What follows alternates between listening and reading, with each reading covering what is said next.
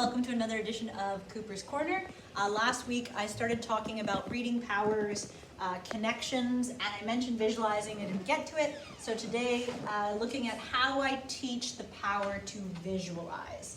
I really like teaching this one. I think it's quite fun. Again, this is all Adrienne gear. I encourage you to buy her reading power book. These are all her ideas with just some random little bits added in that I've maybe come up with or heard from other teachers. But this is all her way of teaching metacognition, helping our kids improve their reading comprehension. What good readers do. Please refer to my previous video for more about why reading power and how to introduce it. So I start by writing the word visualize on the overhead.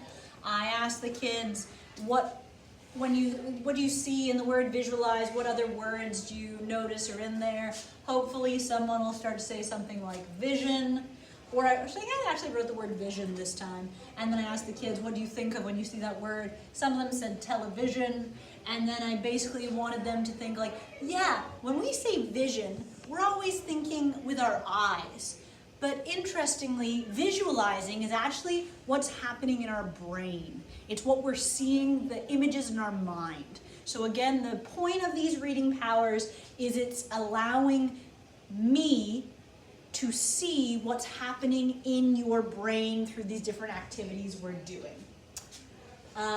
Sort of talk about the fact, what is visualizing? So we talk about how an artist uses paint to actually paint a visual image, whereas a writer is using their words to paint a more figurative image for us to see with our mind. With our eyes, with our mind. Then I asked the kids, because interestingly, most kids, I always thought this is the easiest reading power, that's what I tell them, but it's not actually the case for everyone. I've always seen sort of images in my mind, videos in my mind while I'm listening to reading, and I ask the kids how many of you do, and a lot of them do, but some of them don't. So I need to be aware of that. We talk a little bit about the fact that the visualizations come from our brain pockets, which we talked about last time, our memories, our fact, our imagination. And I say, okay, let's practice. Some kids like to visualize with their eyes closed. Some don't. Some find that off-putting. So I say, okay, up to you entirely. Close your eyes, keep them open, that's fine. I want you to visualize an ice cream cone.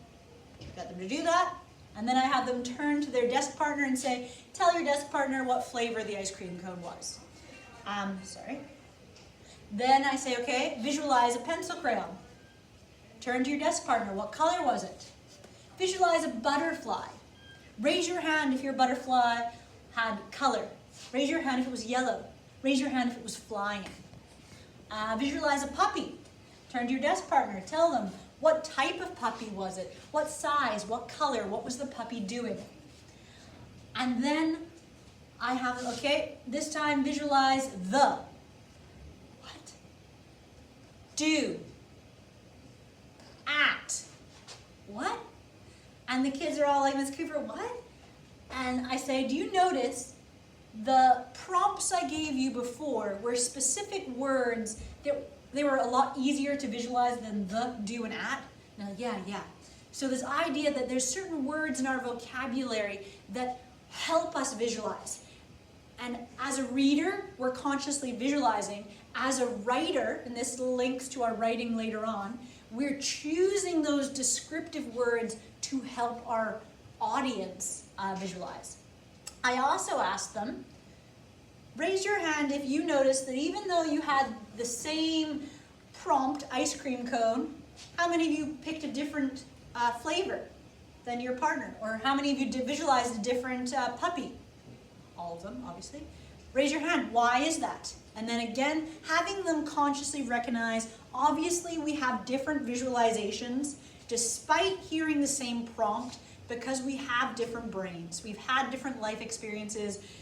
We've seen different things, and our visualizations are based on those. I then read a little story. So this is in the Reading Power book.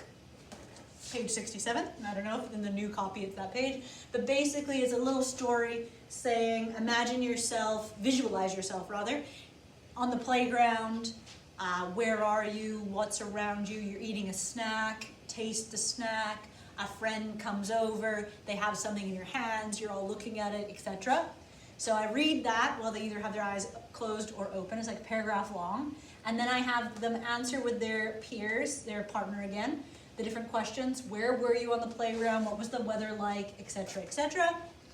How many of you noticed again that your responses were different? Awesome. Anyone want to share out? Some of them do. Okay. Then I love, and I print off, it's a really easy handout. So it's just 4 boxes. Can you see that there, Mr. Lauser? So 4 boxes, and I usually do it double side because I do this twice. So the first, and you can see here, it's my image now, and now, and now, and now. So I take this one section from the book Witches, which is such a fantastic book. And I've gone through and identified, it's the part of the book where the little kid is stuck in the auditorium and he's watching all the ladies, and there's like the pretty lady at the front, and then she like takes off her face and they're all witches, and it's like the description that Roald Dahl does is incredible, of like the scabby head scalps and like their toes are all chopped off, and gruesome and maggoty worm-eaten faces. Fantastic. So I pre-planned 4 places that I'm going to pause. So I read, it's like a page and a half, and I stress to the kids, this is not an art assignment. This is an opportunity for me to see that you are practicing visualizing. So as I'm reading, you're sketching in box 1. I'll give you an additional 45 seconds to finish your sketch, and then I'll continue moving on. So I read the first page and a half or so, kid sketches, then, finish it up. Okay, now we're moving on to the second box, third and fourth. The kids like it because it's gruesome. I use the voices, it's fun. They can look at each other's. Next, I do the same activity, but this time, and again, this is totally Reading Power, Adrienne Gear's idea. I've taken the book, I've covered the front and the back. I haven't told them the title. It's The Snowy Day is the book. And I read, again, a few pages. Same thing, they draw in, or sketch rather, in box 1, 2, 3, and 4. And then for this one, it's kind of fun at the end. I say, based on your visualizations, what do you think the title of this book is? And many of them guess, The Snowy Day, Snow Day, so they're dead on. So that's how we practiced with those 2 books. Then I just like to read, these are a few other books that are just kind of fun to touch on for visualizing. 7 Blind Mice is a fun one. It's also sort of about perspective. So it's imagining the perspective of 7 different mice. They're all touching an elephant, but they don't know what it is, and they all have a different idea, and it's what they're imagining they're seeing. So that's kind of a nice tie. This is a really cool book, The Black Book of Colors. It's written for someone who is blind, so it's all in, there's Braille, and the pictures are all, you can't see, but it's all texturized, and it's sort of talking about how you would explain color, what it tastes like, looks like, smells like, that kind of thing. So that was kind of fun. And then I also, because this kind of focuses a little bit on the other senses, I stress the fact that visualizing isn't just your sight. Visualizing, like an author should be allowing you to visualize for all your senses. So I really like I Hear You Forest. It's focusing, cute book about like the sounds of the forest and having the kids visualize themselves there. So I read those 3. There's other ideas as well for books if you want. Those are the 3 I chose.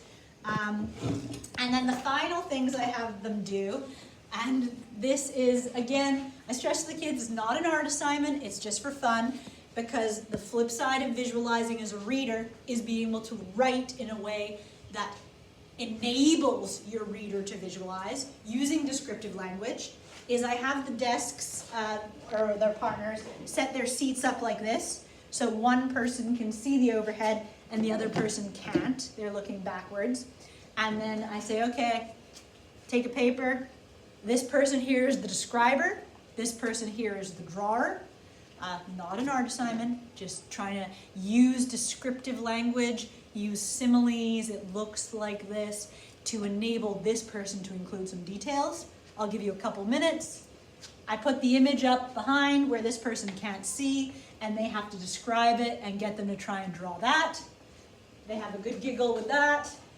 I just got this image randomly off the internet, weird pictures, and then switch roles. And then I found this one that I thought was kind of funny, which apparently is a character. They all know those, so don't choose this image, but something else for the other person to work on descriptive language. That's all I do for visualizing. Thank you very much.